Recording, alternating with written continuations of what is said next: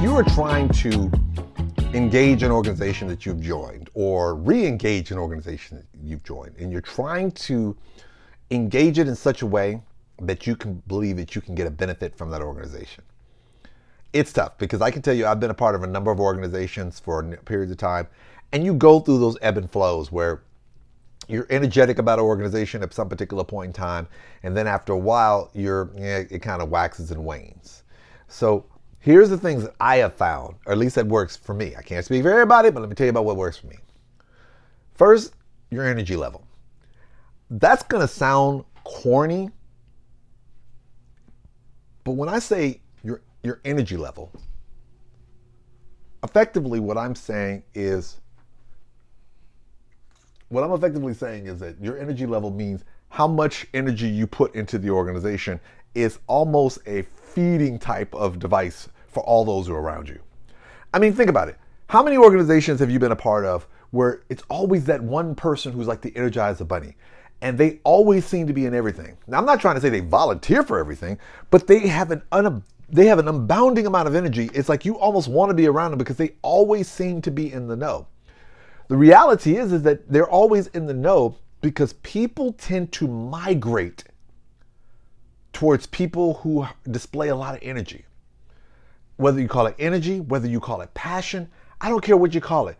Those people tend to draw the attention of people who are in their circle.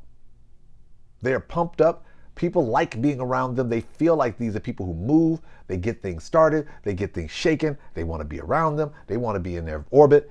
So if you think about yourself, now, am I telling you need to go out and be an Energizer Bunny? No. What I'm saying is the energy you put off in terms of for that organization will also be the same energy that fuels those people to want to interact with you, which then leads me to my next one, enthusiasm. I can tell you, and you probably say, well, what's the difference between energy and enthusiasm? Energy is the work that you put in. Enthusiasm is your excitement to do the work. Don't get me wrong.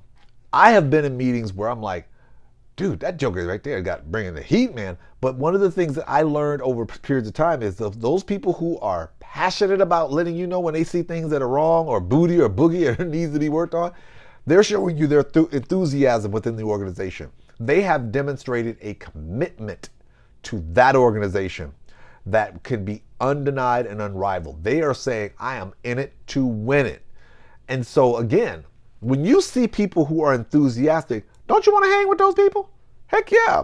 Because those people are the ones who are dedicated to the organization and they really want to make things happen. Now, I'm trying to tell you, whether you believe it or not, people like being around people who are enthusiastic or who are energetic. And it doesn't have to be, you don't even have to, and a lot of times you don't even have to be outwardly engaging in terms of dealing with people. People just naturally migrate towards those people. I can tell you as someone who, there were a couple of different times in different places where I had put on shows or events for organizations that I was a part of. And I knew I was really passionate about it. I was bouncing all around. I found that I had the number of people who openly volunteered to participate with me grew exponentially over periods of time, to the point that what ended up happening is, depending on the organization, these people wouldn't engage unless they knew I was doing a particular event. And I wasn't the only one this happened with. This would happen with different people. I knew a couple of different people who are like that. They just, for whatever reason, when they're in charge of something or when they do something, people want to be around them. Because guess what? That enthusiasm, that energy, it's contagious. And guess what? If you find something that you like to do, that you're naturally passionate about, you don't have to worry about networking with people. Those people will come to you. And guess what ends up happening when you're interacting with people under those environments? All of a sudden, you have conversations.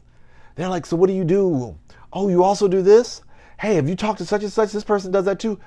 Doors open up because guess what? Again, and we've talked about this in the last two podcasts where I talked about this notion of conversations happening organically. This is an organic flow, which lends me to the last part with regards to working within your organization. You got your energy, you got your enthusiasm, and you got your engagement. Take yourself out of, I'm trying to get my hookup on, and just talk to people. Just a regular conversation. Because what ends up happening is that a normal engagement where you're not trying to get something, you're not trying to establish yourself in a particular way, will open itself to so many possibilities. You just be surprised. Even just, even a casual conversations. Like I can tell you that I used to have this thing whenever I would talk to brothers about different stuff, and this was when I was this active in my fraternity at the graduate level. I do this now. That sometimes when I'm a part of stuff, I'm actively talking, I like to listen because people will tell you how to engage them. So if you see somebody come around and I saw your plate come up. I saw a veteran of foreign wars. What wars were you in? Oh, really? Wow. And guess what? You show interest in what they're about, they will just tell you everything because people like to engage. That's why when I tell people, you know how you get around forced? Get used to active listening. That's how you get around forced conversations. You start finding out and talking to people. They'll tell you what they are. They'll tell you what they're passionate about, and you can find the connections by just listening. So instead of trying to actively figure out how I can hook myself up with this person and let them know what I can do, listen to them because they're telling you what they want from you in order for you to get a relationship organically with them.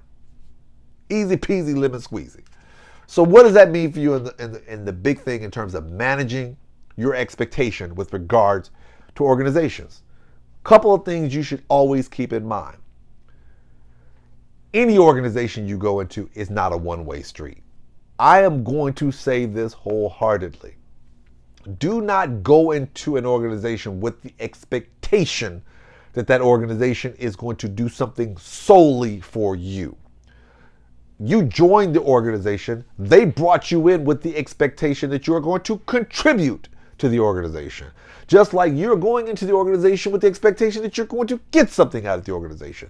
But if you go in with this expectation that you're not going to contribute and you only want to receive, guess what? You're going to be disappointed. Am I saying that people are going to stop talking to you? No, that's not what I'm saying. What I'm saying is that if you go in with this mindset that you are only looking to benefit yourself but not contribute to the masses, then you cannot be shocked when you get disappointed. Also, in order for you to maximize the benefits of that organization, you must be prepared to participate. And listen, when I mean by participate, I'm not talking about just going to the meetings and everything. That's not what I'm talking about. I'm not talking about just, participating in a fish fry or going into a bake sale or anything.